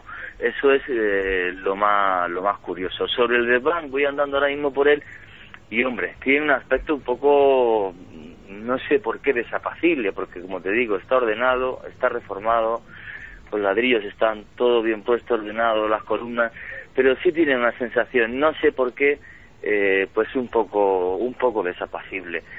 Otra de las cosas que estoy investigando y que he intentado repetir también esta noche a través de la investigación es que la hermana de Mónica tenía un bebé. Pusieron un receptor y emisor de radio de los que venden para los niños por si lloraba o se escuchaba alguna cosa, y de repente en ese dormitorio que está justo debajo mía, justo debajo de este desván de donde salen todos los ruidos, pues los padres, la hermana de Mónica empieza y su marido empiezan a escuchar una serie de ruidos extraños, como susurros, como un niño llorando. Se levantaban pensando que era su hijo el que estaba llorando, y el niño estaba dormido perfectamente. O sea, a través de la radio se escuchaban unos llantos que en la casa no existían, lo que hizo que la hermana de Mónica y su marido Juan, al que he entrevistado para Cuarto Milenio, optaran por llevarse la cuna del niño a su cuarto y prácticamente tirar a la basura aquel aparato de radio que tanto miedo le hizo. Es una forma de obtener psicofonías o de transcomunicación que les salió de forma natural sin ellos saberlo, y que realmente les impactó hasta tal punto que bueno, que cambiaron la distribución y se llevaron al niño justo hasta su lado.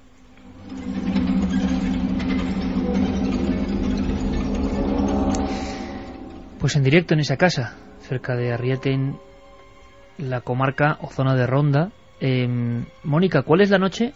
¿Cuándo ocurre? ¿En qué momento? Que ya os dais cuenta que las cosas no tienen un aspecto natural, explicable. Imagino que hay una de esas noches en la que ya la preocupación aumenta y decidís, ¿no?, o hacer algo, buscar ayuda o indagar, por lo menos. Pues sí, pues resulta de que, bueno, desde la primera noche que nos metimos en esa casa ya supimos que algo había. No puedo explicar muy bien por qué, pero se notaba. Y bueno, luego pues con el tiempo no nos acostumbramos, pero convivimos con esos ruidos. ¿Los llantos son los que más impresionaban, quizá? Sí, los llantos, y ver que el niño estaba perfectamente fue lo que nos preocupó. Y ya hemos llegado a tener miedo no por nosotros, sino por ese mismo niño. O sea, que era en la habitación del niño y se oía un llanto absolutamente nítido, un llanto que no puede ser, porque a veces lo sabemos en el campo, el lamento de un gato. No, era un llanto que estabais seguros que procedía de dentro de la habitación, y lo estáis escuchando a través del transmisor, del sí, totalmente. Micrófono. Era un llanto de un bebé, como si era el propio niño, pero resulta que el niño estaba durmiendo profundamente, muy a gusto, y bueno, y es volver a la habitación y volver a escuchar esos mismos llantos y volver a levantarse corriendo a ver si el niño estaba despierto y llorando, y nada. Y bueno, después de tantas noches con la misma historia, un llanto, un niño que duerme profundamente, pues ya empezamos a tener como un poco de miedo. Mónica, además vosotros tenéis animales de compañía, y estos reaccionaban de una forma un tanto curiosa, sobre todo además en el desván donde hace un momento estaba nuestro compañero.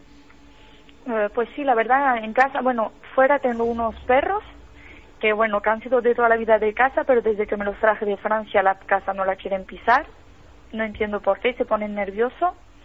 Y aparte, pues en casa tenemos una gata que ella nos sigue a todas partes, pero resulta de que ayer se quedó en el desván encerrada por error, y la encontré totalmente asustada, totalmente atemorizada, y bueno, llorando, maullando como, no sé, como si la estuvieran matando.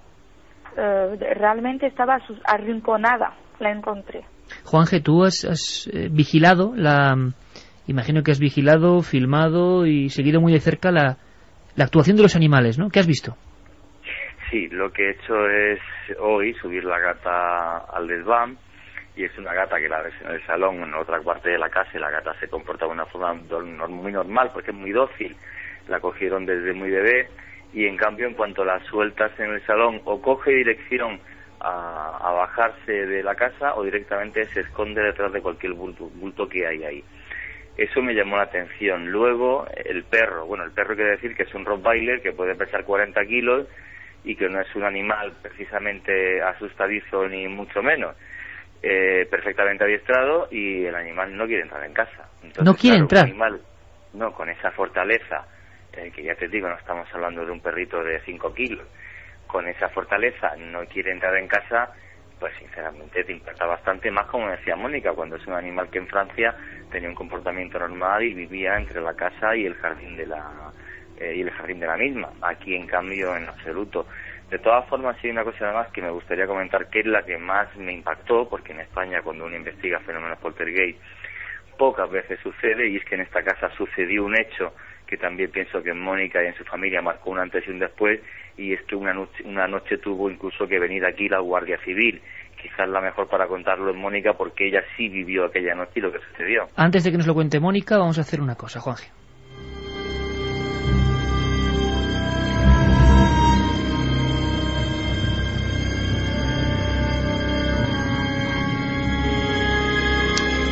Dos y 28 minutos en la vuelta de Milenio 3. Juan Jesús Vallejo con Mónica. Hay que decir que también su esposo ha vivido acontecimientos, su hermana, es una familia entera, en una casa ya con tradición. Pocas veces hemos visto un caso completo, ¿no?, por la cantidad de testimonios. Y es Mónica la que está además siendo portavoz. Y se lo vuelvo a agradecer, porque hay que ser muy valiente. Gracias a vosotros. No, y con mucha rotundidad, ¿no? Lo estás contando con un tremendo aplomo.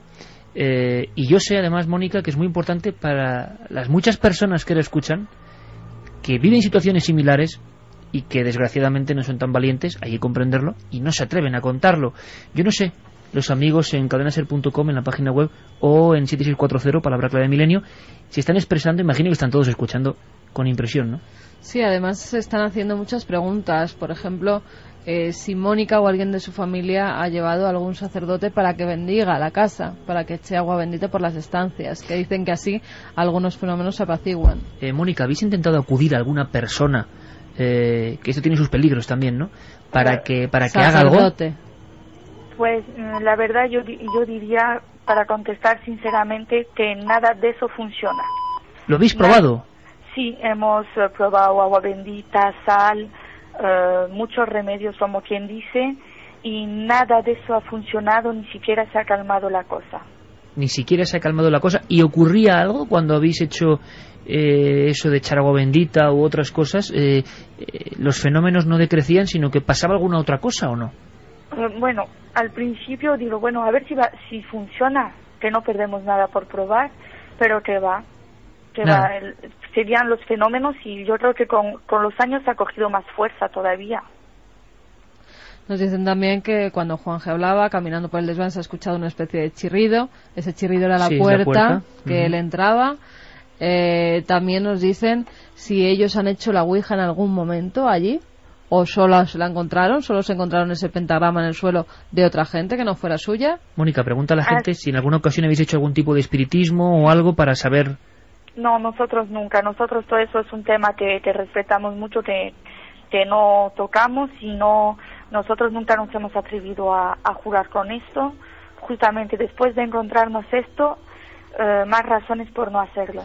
Pues yo creo que, Santi, que es la respuesta ideal, ¿no? Es decir, porque puede haber una tentación, y más muchos expertos, entre comillas, que vayan a esa casa diciendo, bueno, tranquilos, que me estoy imaginando, ¿no? La típica escena de que es que en todos los lugares puede haber alguno que vaya de sabio, no, es que se cerró mal la comunicación, están haciendo espiritismo y hay que cerrarla, y eso podría ser algo realmente peligroso, Santi. Sí, pues, sí, hemos preferido dejarlo así. Pues sí, la verdad es que ya habéis hecho muy bien, porque hay dos factores. Uno, el factor objetivo de lo que pueda o no pueda estar pasando ahí, que cuando hablamos de cosas de las que poco o nada conocemos, pues mejor no andar testeando. Y otro muy importante también, que es vuestro factor psicológico, y es que lógicamente debéis, y hacéis bien en hacerlo, mantener una actitud de la mayor normalidad posible. Es decir, tampoco alimentar vuestra propia sugestión dándole más al fenómeno, ¿no? Mónica, el perro, ese Rottweiler, que imagino que tiene que entrar forzado a la casa, ¿se niega en redondo? ¿Desde el primer día se negó a entrar en la casa? Sí, bueno, el primer día entró, a los 5 minutos se fue a la calle, y no quiso volver a entrar. Incluso le dejé la comida en casa como la tenía tal y donde vivíamos antes, y bueno, es capaz de no comer, de no entrar a comer con tal de no entrar en la casa. Estoy seguro que mucha gente la está sintiendo porque saben que sus perros, sus mascotas, de repente tienen esas ocurrencias como quedarse fijos en un lugar. La lógica nos dice que es que oyen cosas naturales que nosotros no llegamos a oír, pero lo hace ese perro cuando está, el poco tiempo que está dentro de la casa, se queda fijo en algún punto o hace alguna cosa que os extraña, Mónica. Pues sí, curiosamente el salón tiene una escalera que sube y el perro se pone desde el primer escalón de abajo mirando para arriba y ladrando, pero ladrando a nada, por lo menos nada que nosotros podamos ver. Y eso nos llama enormemente la atención porque es que no vemos ni a nadie ni nada, y el perro mira fijamente para arriba y ladrando, pero ladrando como diciendo, hay algo ahí. Una cosa, Mónica, parece que es tu hermana, nos adelantaba la información Juan G. Vallejo por línea interna, la que tiene un encuentro pues más claro que los demás, la que llega a ver algo por accidente, ¿no? Sí. Bueno, mi hermana, no sé cómo puede ser, pero digamos que es como que si lo sintiera más, porque cuando yo, por ejemplo, tengo un poco de miedo, ella está totalmente asustada. Y bueno, eso nos llama un poco la atención porque, bueno, veía como sombras y escuchaba más ruido. Y bueno, ella nunca comentaba nada porque ella de este tema prefiere no hablar, pero... sí, ella ve sombras, cosas extrañas que no había visto nunca antes de entrar en esa casa. Y en alguna ocasión creo que llega a ver algo muy claro, una persona con barba, nos comentabais, o alguien que casi puede identificar, ¿es posible? Sí, así fue. De repente por la ventana miró y vio a un hombre con barba, y bueno, un hombre que nosotros no vimos ahí, ¿no? Que obviamente solo lo vio ella. Y Mónica, ¿cuál es el momento en que, bueno, o mejor dicho, hasta qué instante ha habido fenómenos? ¿Cuándo ha sido la última ocasión que habéis observado o sentido algo? Esta misma noche hemos sentido golpes, hemos sentido pasos. ¿Esta noche? Sí. ¿Y qué ocurría? ¿Los mismos pasos de siempre, golpes? Sí, golpes y pasos que se oyen y...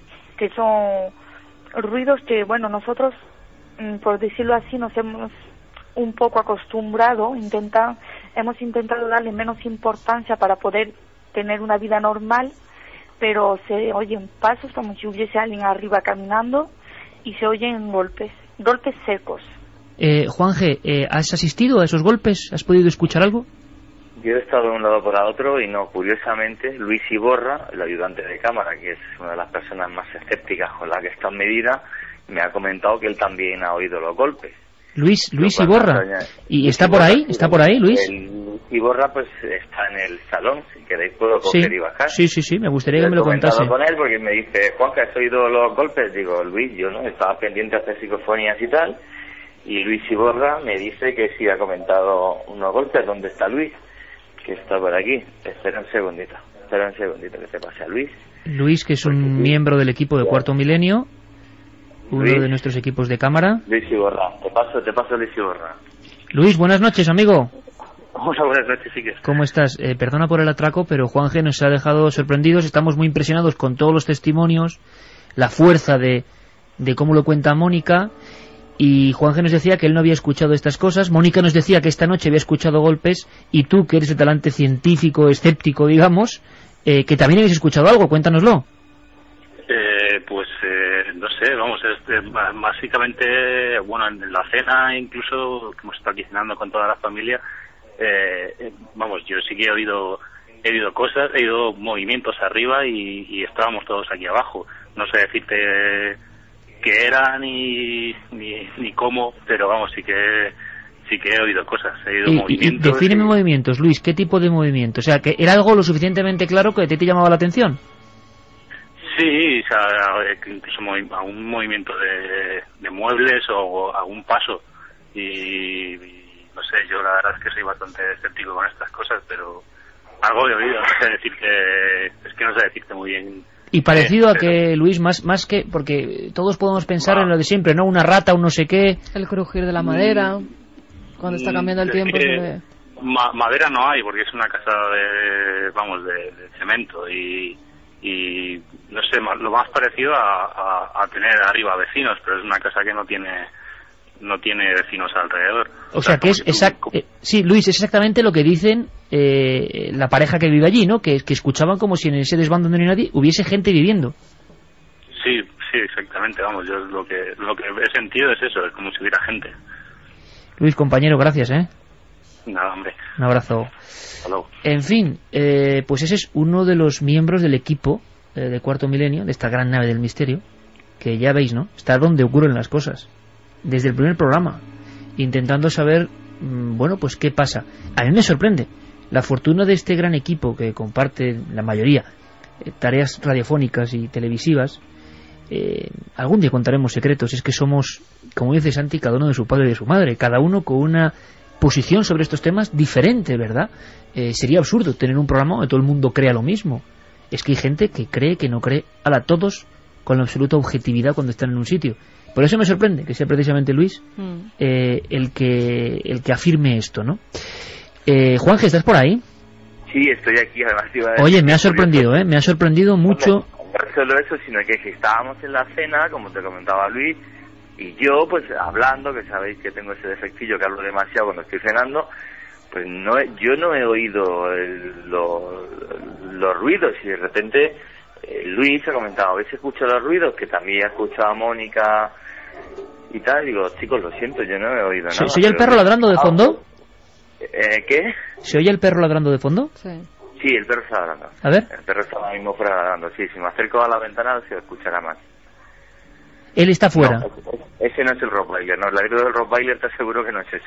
Es mucho más grave que ese. Ese es otro perro que habrá por ahí fuera. No, el Rottweiler cuando ladra es un ladrido mucho más profundo. Juanje, las pruebas que habéis hecho de momento, porque hay que decir una cosa, que también la pareja, el esposo de Mónica, ha vivido, prefiere no comentarlo, pero ha vivido también exactamente igual estos acontecimientos, ¿no? Sí, que de eso os puedo pasar con Zeus, que además es militar y una persona de toda confianza, y que os comente también lo que él ha vivido. Además, te comentaba antes, y él presenció una noche en la que tuvieron que llamar incluso a la Guardia Civil. Pues me gustaría mucho conocerle. ¿Me lo pasas, Juanje? Pues te paso ahora mismo a Zeus y que te cuente su experiencia. Te paso ahora mismo a Zeus. Espera un segundito, te paso a Zeus, ya estás con él. Zeus, buenas noches. Buenas noches, Iker. Primero, muchas gracias porque has sido la persona clave, ¿no? Que ha hecho que conozcamos esta historia.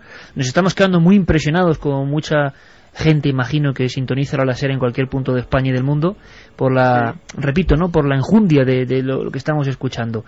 Una cosa, gente absolutamente normal, gente que no tenéis nada que ver con el espiritismo ni con creencias extrañas y que os encontráis con eso, ¿no? ¿Cuál es el día? Les lo comentaba a tu esposa. ¿Cuál es el día en que tú te das cuenta que eso realmente tiene poco de explicable? Pues bueno, es que esto viene de un tiempo atrás, ¿no? Y bueno, yo recuerdo que hace pues relativamente poco estábamos aquí una noche, ¿no? Y estábamos todos ya durmiendo y de repente pues oímos como el ruido de los vasos, platos y demás se caían al suelo, ¿no? Vasos y platos de cristal. Sí, vamos, estaba la vajilla y los vasos pues hecho añicos en el suelo. Y claro, bajamos, ¿no? Porque pensamos que hubiera podido ser alguien que hubiera entrado a casa por la ventana y tal, y no había nadie. Salimos afuera tal, y tampoco había absolutamente nadie. Y ese día ya, claro, le cogisteis un respeto. Oye, lo de los animales, imagino a ti con un Rottweiler poderoso ahí fuera, ese miedo de los animales, y sobre todo de ese perro fiero, y acostumbrado a defender, ¿no? Te llamaría también mucho la atención. Pues sí, porque es un perro bastante grande, ¿no? Entonces un perro que así de ese tamaño y de esa raza que tenga ese miedo a entrar y tal, pues impresiona bastante. Y luego aparte del perro, pues tengo mi gato también, que pues de vez en cuando, ¿no? Le da por en mitad de la noche empezar a ponerse nervioso, ¿no? Se le eriza el pelo y empieza a dar vueltas por todos lados y tal. Y bueno, eso impresiona bastante, porque yo, según mi opinión, es que está sintiendo algo que yo no le doy explicación, vamos. ¿Y cómo es eso de que un día tenéis que incluso llamar a la Guardia Civil? Sí, pues la noche aquella en la cual se cayó la vajilla y los platos y tal, pues llamamos a la Guardia Civil porque a nosotros nos resultó que había entrado alguien a casa, porque es que no era normal, pero claro, no, la Guardia Civil vino, estuvo por la zona, estuvo mirando lo que es el campo alrededor de la casa y tal, y no había absolutamente nadie, ni restos de que hubiera entrado nadie, ni nada, vamos, no había nada. Caramba, Santi, yo creo que es un caso con tantos elementos que pocas veces hemos visto no solo los testimonios, sino tan diferente cantidad de fenómenos, ¿no? Llantos del niño, el niño no llora y se coge por el interfono, pasos, cristales que se rompen, perros que no quieren estar ahí dentro, visiones, elementos de espiritismo, vamos a llamarlo así, popular en el lugar antes de que ellos lleguen. No, la verdad es que es... trasladando de la ufología a estas lides el título de una gran obra, es un caso perfecto, es decir, estamos ante, yo creo que una variedad de elementos muy, muy, muy desconcertantes. Yo personalmente me quedo con el comportamiento de los animales, de seres que tenemos que recordar que su capacidad de ver en el espectro lumínico es mucho mayor que la nuestra, de oír frecuencias que nosotros no podemos oír. De un perro puede simplemente con su sentido del olfato sustituir nuestro sentido de la vista. Él puede oler más cosas que nosotros vemos y evidentemente algo extraño sucede ahí, y estoy impaciente porque Juanje vuelva con los resultados. Yo creo que debería, que lo va a hacer, ¿no? Es un consejo inútil, porque él ya de antemano lo va a hacer. Debería hacer algún tipo de experiencia psicofónica en ese desván, en algún tipo de comprobación, porque desde luego ya sería la guinda del pastel, o sea, sería justo lo que faltaba, ¿no? Juanje, ¿qué pruebas estáis haciendo o se han hecho ya? Vamos a ver si Zeus pasa el teléfono a nuestro compañero Juanje. Sí. Había olvidado yo en este momento que era el mismo teléfono que tiene Zeus, al que le agradecemos enormemente también su testimonio, por supuesto, y su ayuda. Juanje, ¿qué pruebas habéis hecho ya y cuál es el resultado de momento?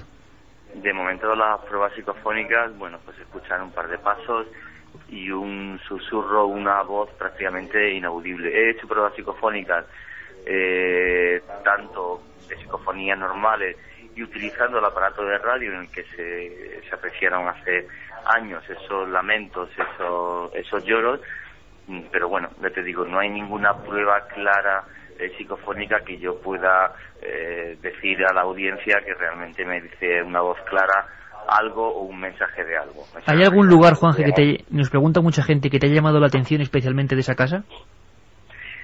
¿Algún lugar en especial? El desván. El desván, sí. El desván no sé qué tiene, que cuando subes arriba notas como que si el ambiente fuera diferente. Sé que es algo completamente subjetivo, no tengo otra forma de explicarlo, pero sí, el desván no sé qué tiene, pero que tiene algo, no sé, lúgubre, desapacible, y vuelvo a decir que es una instancia completamente reformada y en orden, pero no sé por qué, pero sí que da esa sensación desapacible. Entonces es lo que no deja de ser curioso, cuando además el foco de todos los ruidos de la casa sea ese. Luego también me ha llamado mucho la atención pues el tema de Rottweiler, porque yo por casualidad también tuve uno y sé la valentía de estos perros, el hecho de que el perro no quiera entrar aquí y no suba a la escalera. Cuando vivía con Mónica en Francia y tenía esa vida tan sumamente normal, pues es una cosa a la que yo no le encuentro explicación alguna. Juanje, hay en ese desván que tanto te llama la atención, aparte de esa sensación subjetiva que es muy valiosa, algún elemento objetivo desde el punto de vista de alguna mancha extraña de humedad, alguna variación de temperatura con el resto de la casa, o en ese sentido es completamente nada normal? Santi, yo no he sentido ahí, o sea, no hay una mancha de humedad ni un sitio que te pueda decir justo en este punto veo algo extraño o algo en el suelo o algo en el techo, nada. Es el desván en sí entero, vuelvo a repetir, que está completamente reformado y no tiene un aspecto tampoco especialmente lúgubre ni nada parecido, pero en el que uno tiene esa sensación, bueno, pues de desazón, en la que se siente como incómodo, o como el susto que me he llevado ahora sin querer darme los Zeus al ir subiendo arriba en la oscuridad y sentir unos pasos que no era arriba, que eran detrás mío. Juanje, te preguntan si ha muerto alguien en esa casa. ¿Se ha pasado algo en esa casa? No, si ha muerto alguien, preguntan. Aquí sí, falleció la abuela de Mónica, falleció en esta casa. Pero en cambio la figura, la sombra que ven en algunos de los casos es una figura masculina. La figura, no sé, que te responda Mónica si serán masculinas o femeninas, no lo sé. Mónica, la muerte, digamos, porque claro, todo el mundo ya, para finalizar esta aproximación a lo que está pasando en vuestra casa, y espero que las investigaciones nos arrojen algo, en imagen, en sonido, en lo que estéis haciendo, pero ¿ocurrió algo triste dentro de esa casa? ¿Una muerte fue natural? ¿O puede haber algo en la historia de esa casa que, no sé, que sea extraño, especialmente extraño para vosotros? Bueno, pues yo sé que mi abuela falleció en esa misma casa y bueno, ella estaba enferma y bueno, yo sé que falleció ahí, pero bueno, la sombra, por ejemplo, que ve mi hermana, que nosotros, por ejemplo, no podemos ver, pues no tiene nada que ver con ella, porque se ve como una silueta de una persona, ya no podría decir yo si es un hombre o una mujer, pero no tiene cara, es como si no tuviera rostro. Se ve una silueta de una persona, pero sin más, y cuando le intenta mirar a la cara a ver si consigue ver algo, no tiene rostro, es como negro, un fondo oscuro. ¿Por qué la gente, o habéis encontrado personas que cuando la casa estaba abandonada y hacían ese espiritismo, esas cosas, algún vecino os ha contado si ocurrieron otros hechos antes, cuando no había nadie en esa casa? No, cuando no había nadie no, pero un día pasó una cosa bastante extraña. Pues que vino una amiga que tenemos en común, una amiga de mi madre, y bueno, cuando vino a casa y fue al baño, pues por la misma ventana vio un hombre con barba, es decir, el mismo hombre que vio mi hermana pocos días antes. ¿Y hay alguna historia de algún hombre con barba en la vecindad importante, alguien que muriese, no digo en la casa, sino en el entorno? ¿Sabéis algo? ¿Quién habéis imaginado? ¿Quién podría ser? Según lo que nos han dicho unos vecinos, la gente del pueblo, pues dicen que en el mismo campo donde está situada la casa había un pastor que se sentaba pues todo el día ahí con sus ovejas y bueno, se pasaba todo el día ahí y sentado en una piedra a la época y bueno, dicen que es lo más parecido a un hombre barbudo que haya podido estar ahí. De verdad que sin palabras, ¿no? O sea, toda una serie de historias que tenemos que ir investigando. Es importante que haya esa calma, aunque es difícil, ¿no? Porque vosotros no es una segunda residencia, no es un lugar donde podéis optar ir o no ir, es vuestra casa a diario. Exacto, bueno, de momento es el único domicilio que tenemos, donde tenemos que vivir día a día. Bueno, vamos a ver si todas las pruebas que podemos hacer nos dicen algo, porque ninguna fotografía, ninguna filmación, algo hecho en esa casa, aunque sea por accidente, ¿no ha salido nada extraño en ninguna foto captada ahí dentro? No, nunca. Nunca. Bueno, pues yo creo que de momento es un caso de los más inquietantes que nos hemos encontrado, que desde luego estamos seguros que no hay ningún peligro, es lo único que podemos decir, para las personas que ahí están, para Zeus, para Mónica, para sus buenos amigos, para su familia, seguro.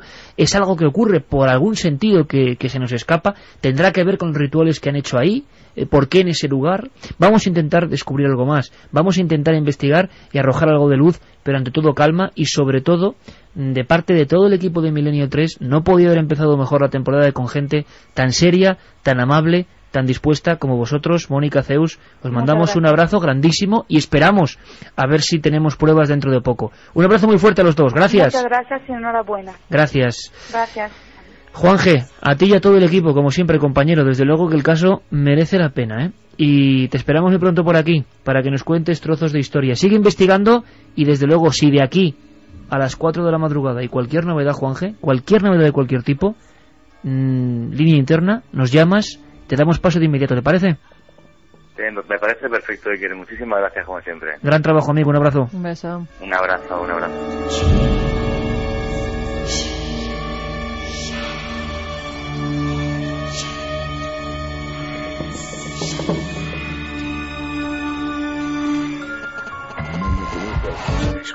Manda un SMS al 7640. Escribe la palabra milenio, espacio y lo que nos quieras contar. Comentaristas de Milenio 3. Sabemos que siempre hay alguien al otro lado.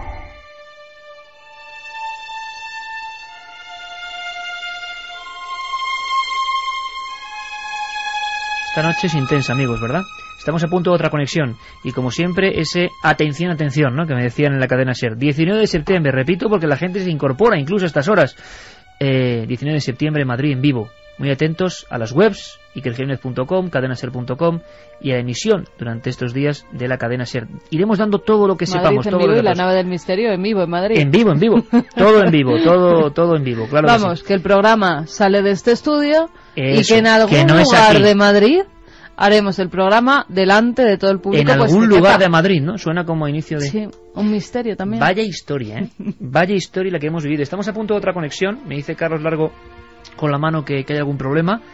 ¿Qué piensa la gente de lo que he escuchado? Pues mira, Miguel Ángel nos dice que nos está escuchando en directo por internet desde aquí al ladito de París. Estoy trabajo nocturno en un inmenso y antiguo hospital psiquiátrico que sirvió como hospital de guerra a las tropas durante la Segunda Guerra, con algunos pabellones hoy abandonados que guardan sus historias misteriosas. Un abrazo para todo el equipo y no cambiéis. Buen lugar para escuchar. Madre mía. Ahora a la vuelta vamos a seguir investigando porque mira, sí que entra la conexión, Carmen, y es Nacho Ares. Nuestro compañero Nacho Ares, director de la revista de Arqueología, miembro fundador, podemos decir, ¿no?, de esta nave del misterio, y lo tenemos muy lejos y nos quiere contar cosas, y por si faltaban pocas cosas, encima de un aspecto no arqueológico, sino también sobrenatural, un poco extraño. Está en el otro lado del mundo, nuestro compañero Nacho. Buenas noches, amigo. Buenas noches, Iker. Buenas noches, Carmen. ¿Cómo estáis todos? Pues estamos pues escuchándote muy atentos, muy contentos de empezar la 9ª temporada contigo y sobre todo preguntándonos, ¿dónde estás exactamente, amigo? Pues mira, ahora mismo me encuentro en el Club Español en Montevideo, la capital de Uruguay. Llevo dando vueltas por esta parte del continente casi 10 días, todavía me quedan unos pocos para regresar a España. Vuelvo mañana por la tarde a Buenos Aires. Y en estos viajes pues he estado recopilando algunas historias curiosas, muchas de ellas relacionadas con el mundo de la egiptología, que es mi verdadera pasión, como bien conocéis, pero algunas de ellas, como bien aficionado al mundo del misterio, como comentabas al principio, pues yo creo que os pueden interesar esas historias de fantasmas en el tren en el metro de Buenos Aires, que yo creo que van a impresionar a muchos de los oyentes. Claro, nos contarás muchas cosas, incluso de túneles. Es una mezcla un poco entre misterio y arqueología, que siempre va unido, túneles por debajo de algunas ciudades, pero lo del metro nos ha sorprendido, Nacho. ¿Nos puede dar alguna pincelada por lo menos a estas horas? Hombre, hay una línea que está repleta, podríamos decir incluso de leyendas urbanas, ¿no? Porque todo este tipo de comentarios, este tipo de avistamientos comienzan con una aparición un tanto sospechosa o un tanto endeble desde el punto de vista del testigo, pero que luego va creciendo y se forman verdaderas historias realmente curiosas, ¿no? Quizás la línea de la que vamos a hablar luego con más detenimiento es la línea A del metro de Buenos Aires, en donde hay 4 estaciones, todas ellas seguidas, que cada una de ellas tiene su propia historia de fantasmas y de hechos realmente insólitos y tremebundos, me atrevería a decir, que bueno, que cautivan la imaginación de cualquiera que se acerca a montarse en sus vagones. Hay que pensar que gran parte de la red del metro de Buenos Aires tiene pues ofrece un servicio bastante moderno, pero precisamente la línea A conserva unos coches de madera prácticamente muy avejentados, a mí me recordaba muchísimo a los coches que hay en los parques de atracciones en España, y que bueno, le da una idea y un sentido bastante insólito. Luego lo podemos escuchar. ¿Y cuál es la historia, por ejemplo, que a ti más te ha llamado la atención, Nacho? A mí lo que más me ha impactado es lo de los túneles, ¿no? Como bien comentabas, a mí realmente mi pasión es la arqueología, y yo conocí algunas historias de túneles subterráneos en ciudades sudamericanas como en Cuzco, y me he descubierto que en Buenos Aires también, ya desde la época colonial, desde el siglo XVII, hay algunas redes de túneles, la gran mayoría de ellas todavía sin explorar por las construcciones de viviendas modernas, que los cimientos han solapado y han tapado la continuidad de estos túneles, pero que encierran leyendas realmente curiosas, no solamente desde el punto de vista histórico, sino también de leyendas e historias no leyendas, verdaderas historias de piratas de los siglos XVIII y XIX, que es cuando se desarrolló gran parte de la red de túneles que cruza todo el subsuelo de la ciudad de Buenos Aires, la capital de Argentina.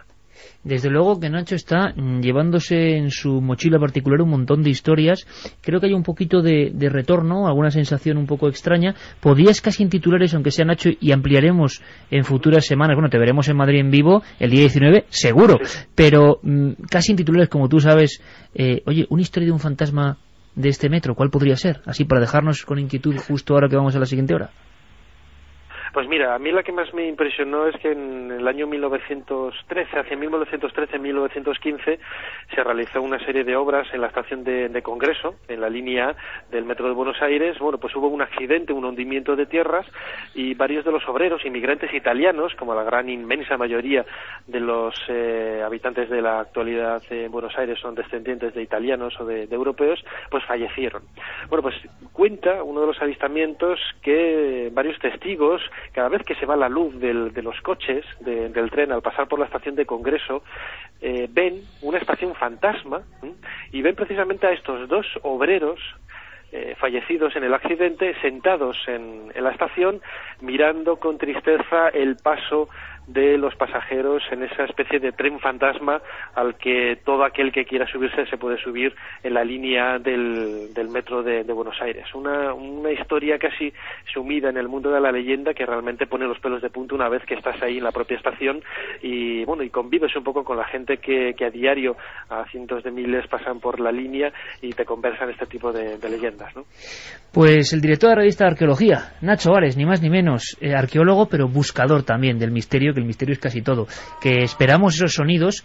Esto habéis escuchado, no, son nuestras compañeras de las noticias que vienen ahora mismo para que estéis muy informados, pero es que ha sido justo cuando Nacho contaba esto, un crujido que parece, luego dicen que lo hacemos es profeso, ya que no es así. No, ha sido la puerta, Menos mal, porque esta noche es un poco de infarto, si tenemos sí, algún elemento así. Y sigue el infarto porque nos informaban por línea interna, el padre de Zeus, el testigo que estaba en la casa, ha llamado y esa casa está construida sobre un antiguo cementerio.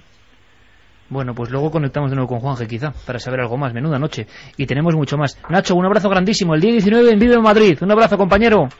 Nos vemos. Un abrazo muy fuerte. Chao. Otro para vosotros. De verdad que menuda noche. No puedo decir otra cosa. Ahora las noticias, toda la información, claro que sí, hay que estar muy al tanto. Y volvemos con historias, ¿sabéis de qué? De una extraña, bueno, una especie de mesías, vamos a llamarlo así, que apareció en África.